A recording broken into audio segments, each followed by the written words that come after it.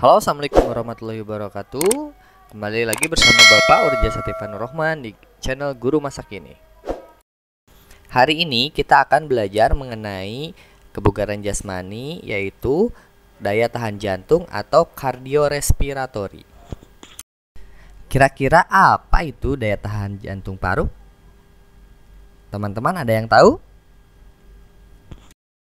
Daya tahan jantung paru diartikan sebagai kemampuan paru-paru, jantung, dan pembuluh darah untuk mengirimkan oksigen dalam jumlah yang cukup ke dalam sel untuk memenuhi kebutuhan aktivitas fisik dalam waktu yang lama.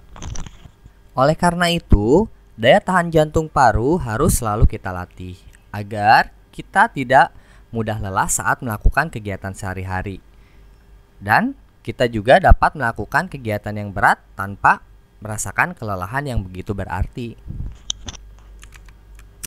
Daya tahan jantung sangat dibutuhkan agar tubuh tetap bugar. Ada 4 faktor yang mempengaruhi daya tahan jantung paru. Yang pertama, umur atau usia. Yang kedua, jenis kelamin. Yang ketiga, keturunan. Yang keempat, latihan dan aktivitas fisik. Dari keempat faktor yang telah dijelaskan, hanya latihan dan aktivitas fisik yang dapat kita rubah secara signifikan, karena umur, jenis kelamin, atau keturunan kita tidak dapat memilih. Manfaat dari melatih daya tahan jantung paru yang pertama yaitu menambah semangat belajar. Yang kedua, mengurangi bahaya gangguan jantung dan pembuluh darah. Yang ketiga, menjaga tekanan darah tetap normal. Yang keempat, mengatur kadar lemak dalam darah. Yang kelima, mampu melakukan aktivitas dalam waktu yang lama. Serta yang terakhir, mengurangi resiko jantung koroner. Selanjutnya, kita akan mempelajari bagaimana cara melatih peningkatan daya tahan jantung. Nanti ada beberapa aktivitas yang akan kita pelajari. Yang pertama adalah latihan memindahkan bola. Cara melakukannya cukup mudah. Kita hanya tinggal menentukan titik A di mana kita menyimpan bola dan titik B di mana akan kita jadikan target sebagai tempat memindahkan bola. Kita hanya cukup berlari memindahkan bola dari titik A ke titik B sampai bola di titik A berpindah semua ke titik B. Kecepatan lari diusahakan konstan, jangan terlalu cepat ataupun jangan terlalu lambat. Latihan yang kedua yaitu latihan loncat tali atau skipping. Kalian bisa melakukan secara individu ataupun dapat dilakukan secara berkelompok dengan saudara, kakak, adik, ataupun orang tua kalian. Latihan yang ketiga yaitu latihan berlari mengelilingi lapangan. Apabila tidak ada lapangan, kalian bisa lari di sekitar rumah kalian atau lari bolak-balik di depan rumah kalian. Tentukan berapa lama kalian akan berlari, bisa 5 menit, 10 menit, atau 15 menit. Latihan keempat yaitu latihan interval. Latihan interval adalah sistem latihan yang diselingi interval-interval berupa masa istirahat.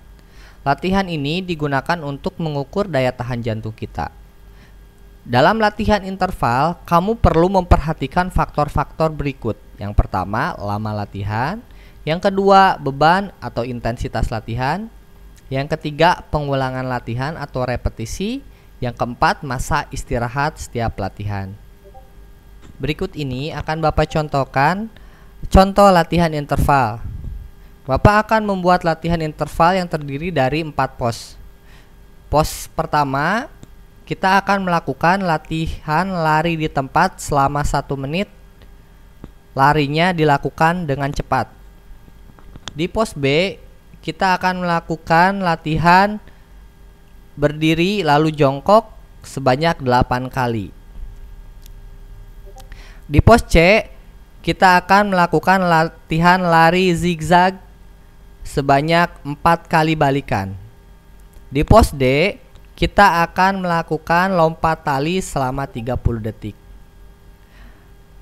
Nah, setiap perpindahan pos, beristirahatlah selama 30-60 detik. Setelah melewati pos terakhir, silahkan beristirahat selama 5 menit. Kegiatan di pos A sampai pos D tadi diulang kembali sebanyak 2 kali. Latihan terakhir yaitu latihan permainan reaksi. Pada permainan ini, kalian akan melakukan latihan reaksi dimulai dari gerakan diam, jalan, lari pelan, lari cepat, lalu kembali ke posisi diam. Pada titik A, Ananda semua berada dalam posisi diam. Lalu pada posisi B, Ananda semua jalan pelan. Posisi C, lari pelan. Dan di posisi D, lari cepat. Lalu kembali ke posisi A, yaitu posisi diam. Lakukan latihan ini beberapa kali. Silahkan catat materi yang kira-kira penting untuk dihafal. Siapa tahu nanti akan muncul soalnya di ulangan. Sebelum Bapak akhiri video pembelajaran ini, Bapak ingin menitipkan pesan, yaitu selalu jaga protokol kesehatan dimanapun Ananda berada. Yang pertama yaitu mencuci tangan, memakai masker, dan menjaga jarak. Jaga selalu kesehatan.